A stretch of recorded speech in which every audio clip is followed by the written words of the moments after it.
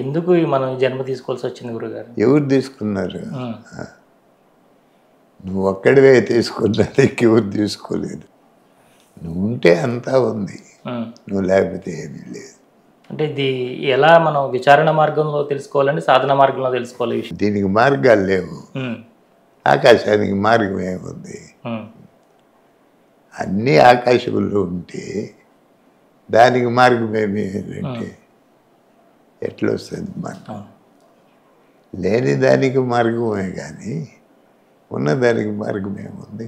ఈ ఆలోచనలు అనేవి మన లోపల మన లోపలే ఉంది, నీకు బయట ఉండొచ్చు కదా. హ్మ్. ఆ లోపల బయట అనే రెండు పదాలే ఆలోచన. లోపల అన్నా నీకు బాధ లేదు, హ్మ్. అంతా బయట అన్నా బాధ లేదు. హ్మ్. ఆ రెండు ఒకే మాట మీద ఉండని మన పెద్దవాళ్ళు చెప్పింది. హ్మ్. ఉంటే అంతా నాకు బయట ఉంది అని అన్నా చెప్పు, లేదు అంతా నా లోపల ఉందని అన్నా చెప్పు, సమస్య లేదు. కానీ ఒకటి లోపల ఉంది, ఒకటి బయట ఉంది అంటే అది సమస్య. స్వస్వరూప దర్శనం అంటాం కదండి మనం. ఎట్లా అది సాధ్యం అవుతుందండి? స్వస్వరూపంగా నువ్వు లేనప్పుడు నీకు ఆ ప్రశ్న, నువ్వు వేసే ప్రశ్నే ఏమి తెలుపుతున్నదంటే ఆ స్వస్వరూపాన్ని నువ్వు మర్చిపోయినావు అని. అది దాన్ని తెలుసుకోవడం ఎలా అండి మరి? మర్చిపోయిన దాన్ని మళ్ళీ మనం ఒకటి తెలుసుకోవాలంటే అది నీకు వేరుగా ఉండాలి. నువ్వే అయితే తెలుసుకోవటం ఉంది. నువ్వుగా ఉండటమే తెలుసుకోవటం, తెలుసుకోవటమే ఉండటం. కానీ అది నేనే అయ్యి ఉన్నాననే భావన మన లోపలికి ఎలా మరి దాన్ని వచ్చేది ఏ విధంగా వస్తుందండి? వచ్చేది పోయేది లేనిదే నేను. అంటే నేను అదే అంటాం కదండి, అదే అంటే అది నేను ఈ శరీరము అని నువ్వు అనుకున్నప్పుడు ఆ ప్రశ్న వస్తుంది, ఎట్లా తెలుసుకోవాలా, ఎక్కడికి పోవాలని. అదే నువ్వు అయినప్పుడు ఇప్పుడు నేను నేను అని నువ్వు అంటున్నది ఎట్లా తెలుసుకుంటున్నావు?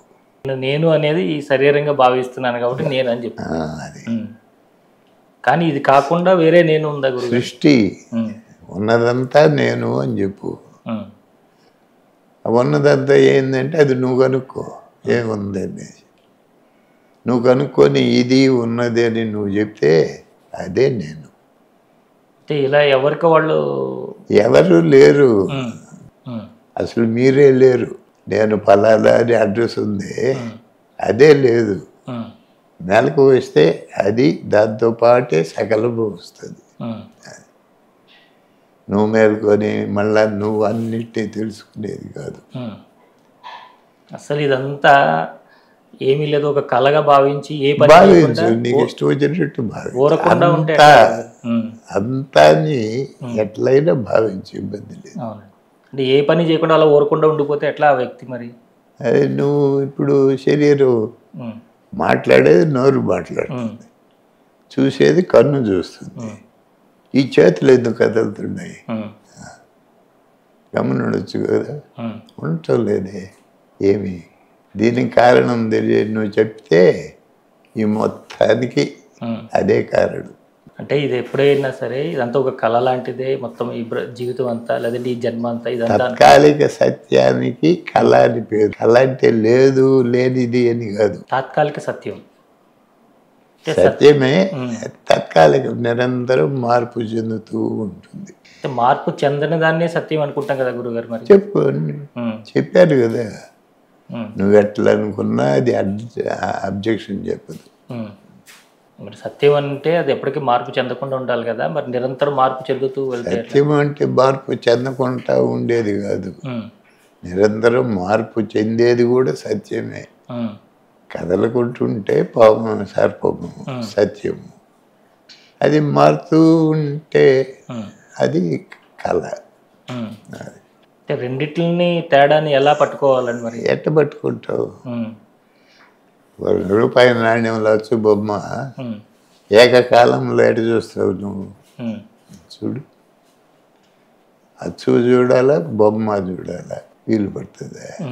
రెండు ఒకేసారి చూడలేమండి. అంతే, అందువల్లే మీరు అడిగే ప్రశ్న కూడా ఏదైనా ఒకటి. అంటే ఇప్పుడు జరిగేది మనం ఇప్పుడు చూసే ప్రపంచం అంతా కూడా మనం బొమ్మ. అది ఇదంతా ఏమీ లేకుండా నేను అనే ఇది కూడా లేకుండా గాఢ నిద్ర అని చెప్తున్నారే, అది సత్యం, అదే అచ్చు. దానిలోనే ఆ వ్యక్తి దానిలోనే ఉండిపోగలుగుతాడండి ఎప్పుడైనా సరే? సత్యం తెలుసుకుని సత్యంలోనే ఉండగలుగుతాడా? అసలు ఈ రెండు తెలుసుకుంటుండేవాడు, ఈ రెండిట్లో ఒకడు కాదు. ఎవరు తెలుసుకుంటున్నారా అవన్నీ? ఎవరు ఈ అడుగుతున్నది ఎవరు? తన గురించి తనే అడుగుతున్నాడండి. అంతే కదా. ఎలా ఎప్పుడు ఎప్పుడు వస్తుందండి ఇలాంటి జ్ఞానం కావాలి? ఎప్పుడు లేదు, లేకపోతే కదా అది వస్తుంది అని చెప్పొచ్చు.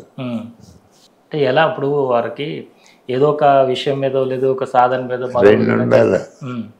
ప్రూవ్ కావాలా అనేది ఒకటి, ప్రూవ్ చేసుకునేది ఒకటి. ఒకటే ఉంటే ఇంకా అది ఎట్లా మిగిలి పడుతుంది? మరి గురువు అనే అవసరం దేనికి గురుగారు? గురువు అంటే నిజానికి శిష్యుడు లేనివాడు. ఒకవేళ ఉన్నట్టు మనకు కనిపించినా కూడా గురువు కనిపించదు. ఇప్పుడు నేను అని అంటారు మీరు, ఎన్ని పేర్లు ఉన్నాయి దీనిలో, విడివిడిగాను చెప్పగలరు. ఇది కాలు, ఇది చెయ్యి. నేను అని ఒక్క మాటతో చెప్పగలరు. అదే సూత్రం ఇక్కడ కూడా. అంతా నేను అనేది సరిపోతుంది, ఏమీ నేను కాదు అన్నా సరిపోతుంది. మీకు ఎట్లా ఇష్టం అట్లా అనుకోండి. అంటే ఒక ప్రణాళిక ముందే సిద్ధమై ఉంటుంది, మనం ఎలా జీవించాలని అంటారు కదా గురుగారు? అంటారు, చెప్పుడు మాటలేనొద్దని కూడా వాళ్ళే చెప్పినారు. ఋషులు చెప్పినా, శాస్త్రజ్ఞులు చెప్పినా చెప్పుడు మాటలే అయ్యి. అవి నువ్వు తీసుకోవద్దు. నువ్వు లేకపోతే వాళ్ళు ఎవరూ లేరు, ఏమీ లేదు. నిన్ను నువ్వు తీసుకోవటం ఎట్లా, వదిలేయటం ఎట్లా? అంటే ఎవరో ఒకరు చెప్పింది మనం విని దాని నుంచి ఎంతో కొంత పడ్డకపోతే అట్లా అనిపిస్తుంది. చెప్పిన వాడివి నువ్వే, వినేవాడివి నువ్వే, ఇద్దరు కాదు. మరి అలాంటప్పుడు మరి జ్ఞానం కోసం గురువుల దగ్గరికి మరి వెళ్ళేవాళ్ళు అంతా ఏంటి గురుగారు? వారు చెప్తే ఏదో విందామనే కదా వెళ్తారు అందరూ. వెళ్ళేవాడే జ్ఞానం. వెళ్ళేవాడు జ్ఞానం కాకపోతే వాడు చెప్పేది వీడికి ఎట్లా అర్థమవుతుంది? ఇప్పుడు తమిళంలో మాట్లాడుతున్నాడు అంటే అది వినటానికి ఒకడు పోయినాడు అంటే వీడికి తమిళం తెలియకపోతే ఎట్లా పెట్టాడు? జ్ఞాని అంటే ప్రకటించబడిన రాజు, ఒక చక్రవర్తి మార్వేషులు ఉంటే గుర్తుపట్టేశారనుకోండి, వాడు జ్ఞాని. అజ్ఞాని అంటే రాజే కానీ ఎవడో గుర్తుపట్టల, వాడు అజ్ఞాని. జ్ఞాని అని తెలియబడిన వాడు జ్ఞాని, జ్ఞాని అయినా కూడా తెలియబడని వాడు అజ్ఞాని. అది అర్థం. జ్ఞానం లేనివాడు అని కాదు అజ్ఞాని అంటే. ఇక్కడ రెండు ఉంటాయా గురుగారు ఇప్పుడు కూడా? ఒక్కటే ఉండేది, అంతా జ్ఞానులే. ఒకడు జ్ఞాని అని పేరు పడి వాడు ఉపన్యాసం చెప్తుంటే 1000 మంది కూర్చొని వింటూ ఉంటారు. వీళ్ళందరూ అజ్ఞానులన్నీగా అర్థం అని అనిపిస్తుంది. వాడేం చెప్పేది వీళ్ళకి అర్థం కాకపోతే వీళ్ళు ఎందుకు వింటారు? కాబట్టి అందరూ జ్ఞానులే కదా.